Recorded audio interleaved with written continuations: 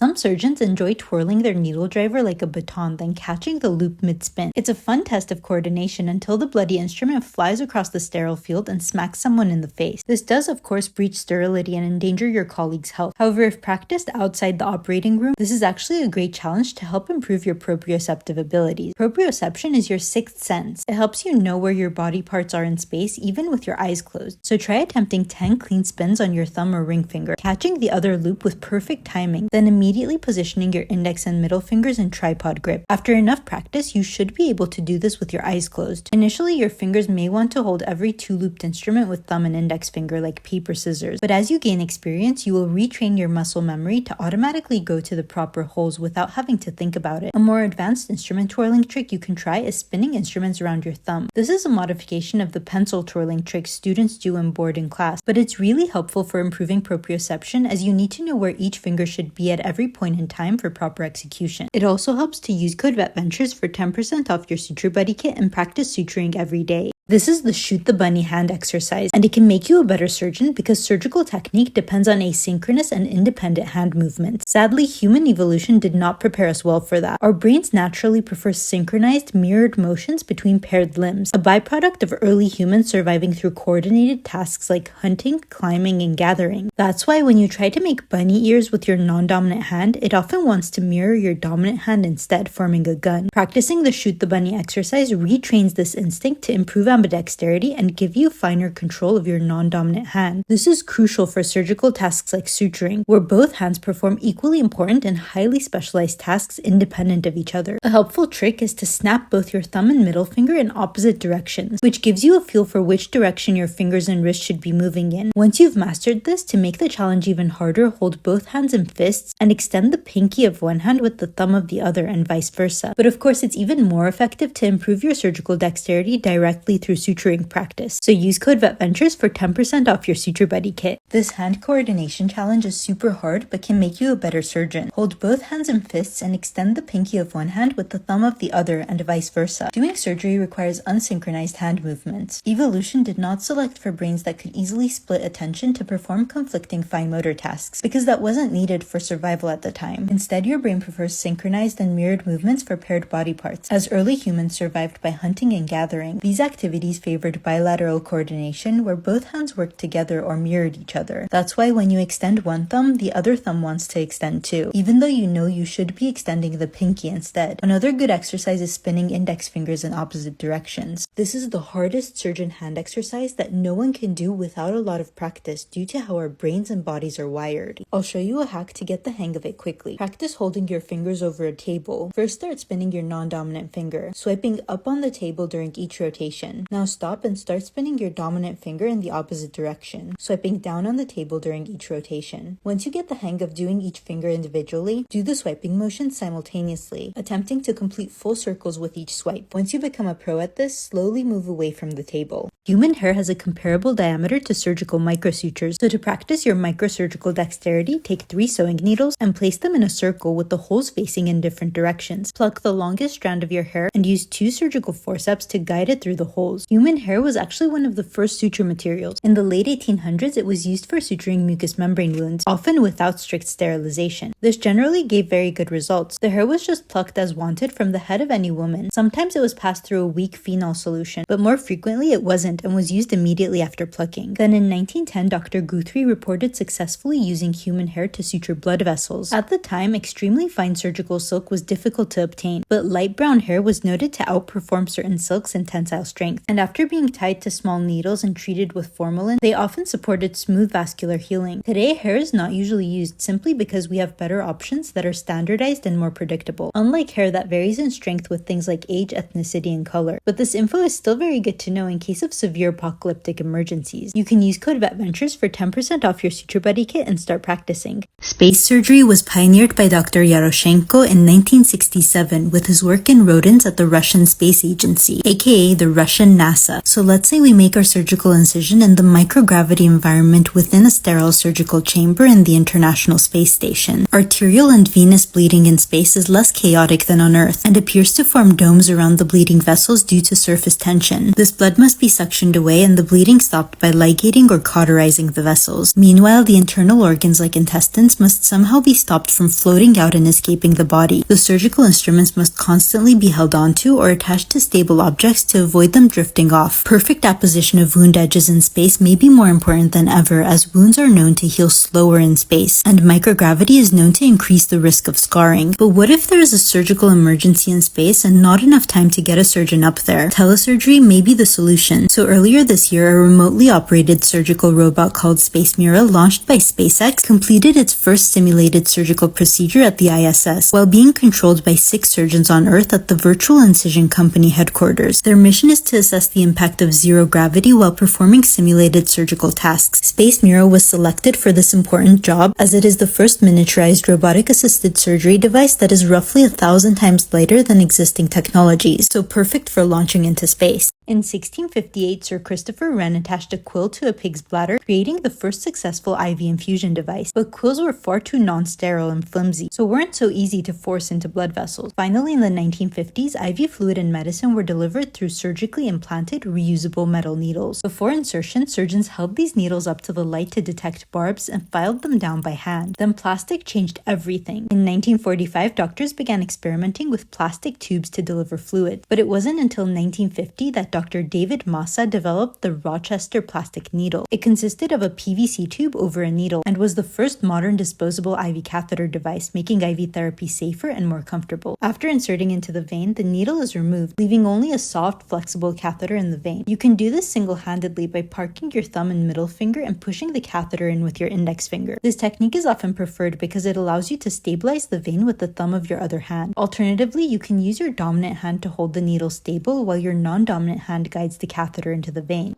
Here's a quick tutorial on open gloving. So first you open the packet and fold the edges so the packet doesn't fold back onto itself. Then grab the inner cuff of the right glove with your left hand and pull it onto your right hand, making sure to keep the thumb hooked under the cuff. Then hook your gloved fingers under the outer cuff of your left glove. Use them to pull the glove onto your hand. Then hook your left hand under the cuff of your right glove and pull it up. And just like that, your hands are now sterile. Here's how to do closed gloving in 30 seconds. Keeping your hands inside the sleeves of your gown, with your right hand pick up your right glove with the fingers of the glove facing towards you. With your left hand, unfold the cuff to cover your right hand. Pull on the sleeve of your gown to open your hand inside the glove. Then with your gloved hand, pick up your left glove and place it onto your left hand with the fingers of the glove facing towards you. Unfold the cuff to cover your left hand. Then pull on the sleeve of your gown to expose your hand inside the glove. And just like that, you're ready for surgery. Here's a quick tutorial on open gloving. So first you open the packet and fold the edges so the packet doesn't fold back onto itself. Then grab the inner cuff of the right glove with your left hand and pull it onto your right hand, making sure to keep the thumb hooked under the cuff. Then hook your gloved fingers under the outer cuff of your left glove. Use them to pull the glove onto your hand. Then hook your left hand under the cuff of your right glove and pull it up.